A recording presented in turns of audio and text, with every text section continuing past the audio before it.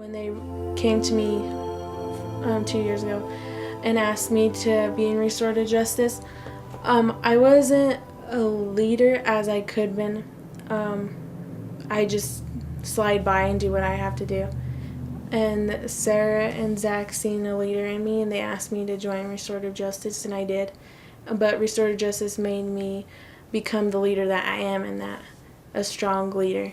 Instead of traditional punishment, like getting suspension and just like not letting your story be heard, or your side of the story, or your opinion, or any of that, I just explained that it's your chance. It's like it doesn't make you feel uncomfortable, and it doesn't focus on your negativity or the situation you did. It focuses on your positive and what you could do right. It empowers kids to be better members of their community and better citizens.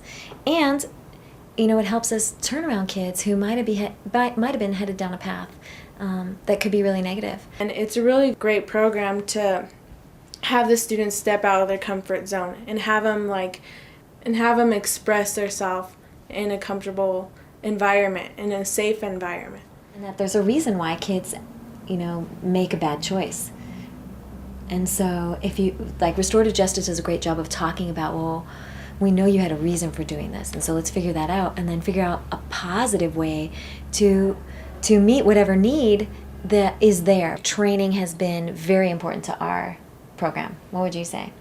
It's very important because of knowing the guidelines, of knowing what isn't right and what would go wrong in a circle, because the circle that you feel the interview could go so good, but then we have one negative person or something goes wrong in the circle to turn bad. So it's the training, it helps you know what to do in those situations. A big part for us is having those trainings every year where we bring people in, and I work with the experts to design a training, a full-day training for the staff and a full-day training for the students around restorative justice, and within that training then collaboratively determining, okay, what makes sense at our school and what are the next steps. We have a special time set aside on days during the week for restorative justice circles, because it does take time to do a circle. Several of our students who are leaders have also been offenders in circles. And we saw that too with other schools when we helped another school, that kids who go through the restorative process then decide that they want to bring restorative justice to their school because they really believe in it. And because it gives them a chance to be leaders, to turn from being kind of negative leaders into positive leaders.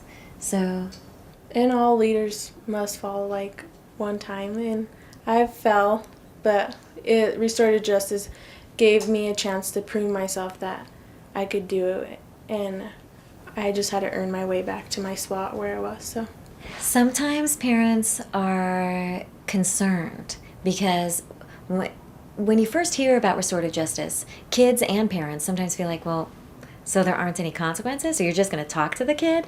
And it's an easy misconception to have. The truth is, restorative justice is actually a lot more difficult. It'd be much easier be much easier for me as a principal to just suspend somebody. Just go away. You made a mistake. Go away. That takes much less time. And for the kid, it's much easier. Oh, good. I'm just going to go away for a couple days. Good. To go through restorative justice and to actually make things right is a lot more intense. It takes a lot more work.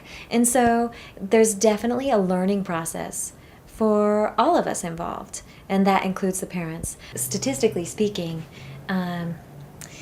at our school, 94% of the students report that they feel safe, and that's almost 10% higher than the county-wide number. 65% report that they would tell a teacher if they thought someone was being bullied, and the district average is 34%. You don't have the recidivism. Kids aren't repeat offenders the same way. It works. Ultimately, that's it. The amazing thing about restorative justice is that it's one of those rare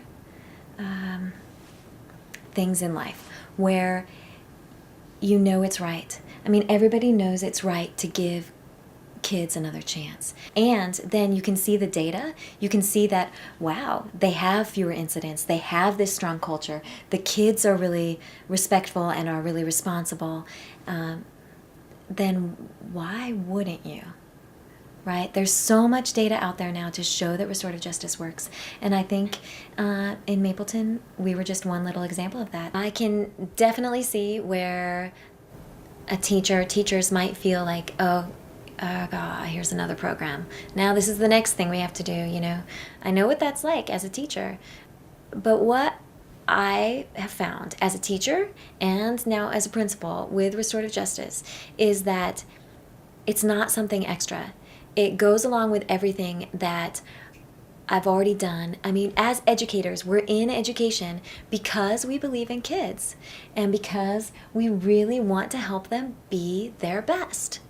And that's what restorative justice is all about. And it's really just tools to help us do that. Really, in the end, you save so much time because if your circle takes one negative leader and turns that him or her into a positive leader, you've saved yourself so much time. Contact somebody who's already doing it. So contact a school with restorative justice.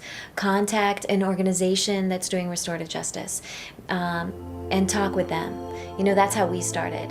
In terms of restorative justice, I'm like happy and hyped up, and like I'm into it. It's a subject I like. Like, you'd love to keep doing it for years, right? Mm-hmm. Thinking about making a career out of it.